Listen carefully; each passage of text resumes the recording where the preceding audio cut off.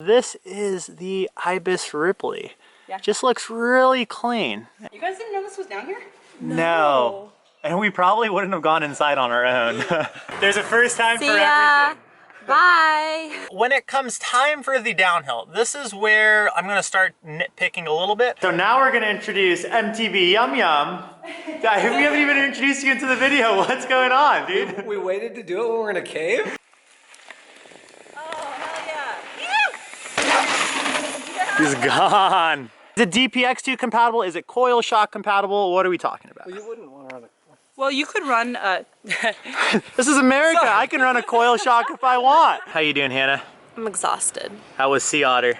Exhausting. But a really good time. I'm glad we went. Are you excited to be in Santa Cruz?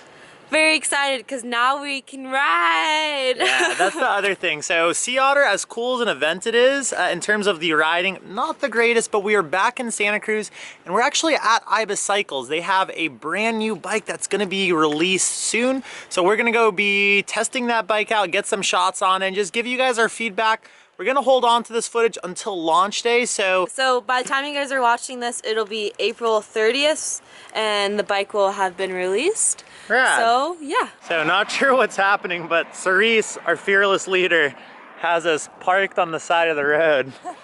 And she says that she has to show something. Will here, do you know what she's showing? I have no clue. Will's just as confused as us. She's hyped this up that like I'm expecting. Yeah. Yeah.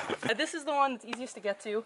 It has an endangered species of spider that lives here, like only in this cave system. So you don't want to like have trash in here or anything. It changes the temperature of the cave and it can actually kill the spiders, but we'll come down here and check it out. Oh wait. I'm scared. You want to go in first? I'm not much of a spelunker. So Empire Cave, you can protect this cave. Oh my god. Oh my god. You guys didn't know this was down here? No. And we probably wouldn't have gone inside on our own. Is it filming? There's a first time See for ya. everything. Bye. So I don't know if you guys can even see me anymore. Slow down, Hannah. You're going so slow. Well, I'm also climbing with one hand. Here, I got you, boss. Okay, thanks. Yeah. Here we go.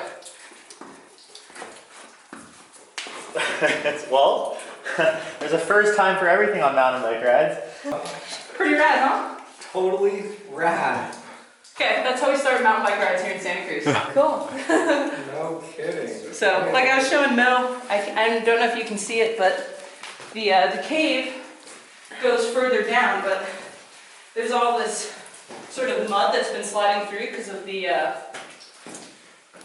well, you know, the rainstorms. And so you can't get into the second chamber right now unless you were to dig. I'm pretty sure that's where the second chamber is. It's been a while, but it goes back quite a bit further. And so when you mean strapped in? So this cave, you don't need like the harness and the rappelling systems, but there's other caves that are harder to get to that like you have to go through the birth canal and it's like, I mean, you're like kind of on your hands and feet trying to get through there. I think Cerise is trying to tell us that this is her second hobby. So now we're gonna introduce MTB Yum Yum. We haven't even introduced you into the video. What's going on, dude? We waited to do it when we're in a cave? Yeah, well, did you think you'd be going to California, going straight to a cave with awesome MTB? I never thought this was imaginable. This is an amazing first, Yeah. I feel like we're on a date right now. It's our first date. And you like picked like a really creative date to show me how outrageously adventurous you are. Welcome to California. I think the whole why she's showing this before our ride is if there's a bad review, we're gonna end up inside those caves. So you better like her bikes. That's right. This is the Ibis Ripley. Yeah. Just looks really clean and I really like the lines. I really like the color. It comes in two colors. We got this and we also have black over there. Let me pan here for all you gothic folks out there.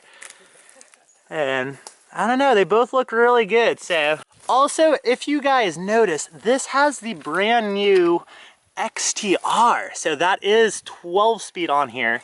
I'm right? Yes. Okay, sweet. This is Cerise. You are basically in charge of marketing for Ibis? Oh man, I really hate that. Oh, I'm sorry. No, I'm just kidding. Yeah, no, marketing, that would be my thing. Rad. But we all wear a lot of hats at Ibis, a small brand, so it's pretty fun. This is our new Ripley. So the original Ripley came out probably 2011, and it was designed as like a cross-country bike. And in this iteration, the 4th iteration, it keeps the 130mm travel front, 120mm rear with DW link, and that's pretty much the only similarity between this and that old bike. You'll notice that the iconic double eccentric design is gone, and it's just gotten way rowdier. Compared to the old bike, it is 1 degree slacker, so it went from 67.5 to 66.5. The top tube is now 45mm longer. On a medium, I believe, Hannah's riding, that's a 450. On a large, it's a 475. On your XL, don't quote me, but I think it's 500. So the C-tube went from a 73-degree C-tube angle to a 76. So one of the other cool things about our C-tube is that because it's so much steeper, we now have these really long C-tubes, dropper posts.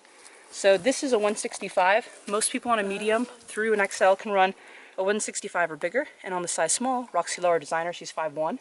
She can run a 125mm dropper, so that's kind of huge. Rad. And to fit that long dropper in, we had to ditch that iconic dual eccentric design that was here. And each of those things weighed about 25 grams, and there were 4 of them. So they're pretty heavy. So by going to sort of this Ripmo and design inspired chassis, we not only get that longer dropper, but we've shaved a ton of weight. This frame without a shock is about 5 pounds. If you compare that to some of our competitors, that's about a pound lighter. So this thing builds up. In this kit, I think we weighed it this morning at 25 pounds. 4 ounces. 4 ounces without pedals. Rad. Yeah, this thing is like super light.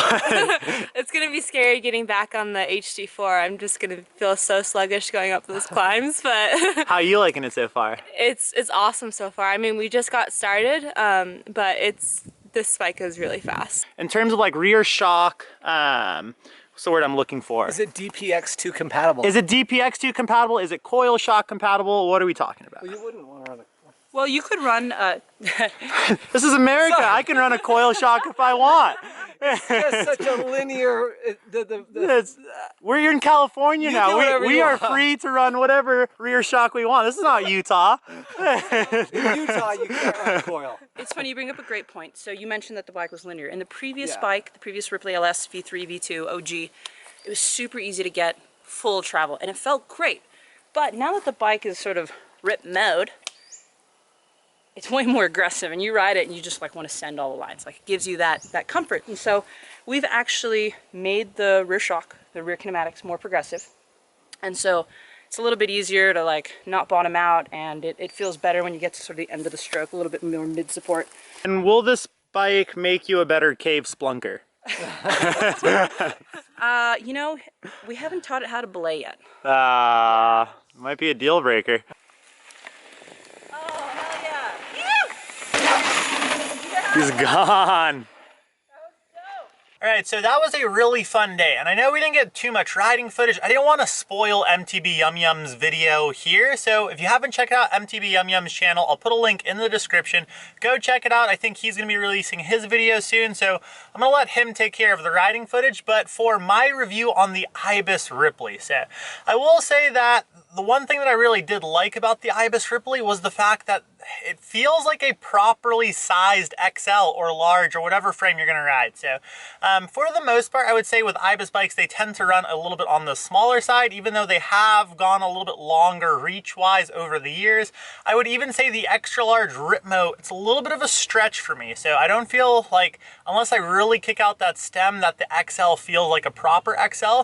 With the Ibis Ripley, that wasn't the case. Like I instantly felt at home in the bike. It felt like I had a really nice reach, top tube, all those numbers felt proper. So I would say if anything, the bike actually feels a little bit on the bigger side now. So if you're a taller rider out there, probably going to be your style of bike. And it kind of always confused me because I know Tom, the president of Ibis, think that dude is like 6'4", 6'5". I don't know, he's a really tall guy. So you'd think like a company, I don't know, I always wondered why they didn't have bikes that felt a little bit on the bigger side, and now they do. So in terms of the actual bike itself and the ride, climbing wise, extremely efficient climber. We were expecting that. It is an Ibis bikes. Ibis tend to be a little bit more on the better pedaling side.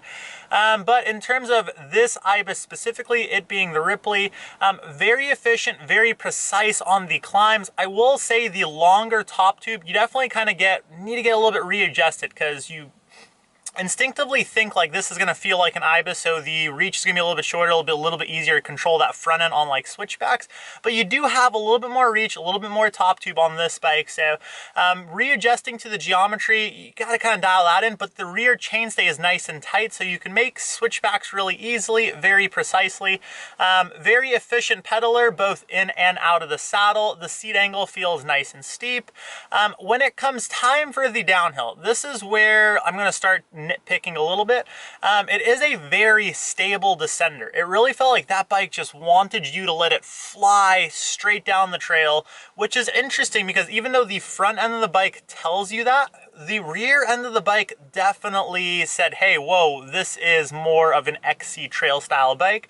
And I know on that bike, we weren't running anything fancy of a shock wise. It was just the standard Fox shock. And that's why I brought up those questions to Cerise about, can you put a DPX2 or an X2 on there? Because the stability of this bike and how much it just wants to fly straight, I feel like the rear shock that is spec'd on this bike doesn't really match the stability that the bike brings to the downhills. So if it was me personally and it was my personal bike, I definitely think that I would probably over beef this just a tad, and then I feel like you would have a killer all day trail style bike that you can tackle a wide variety of trails, because the head angle feels super solid on it. The bike is nice and responsive, but at the same time, like I said, I think strength on the downhills is that stability. So for the drivetrain, the new XTR 12-speed, so this was actually my first time on the new XTR 12-speed.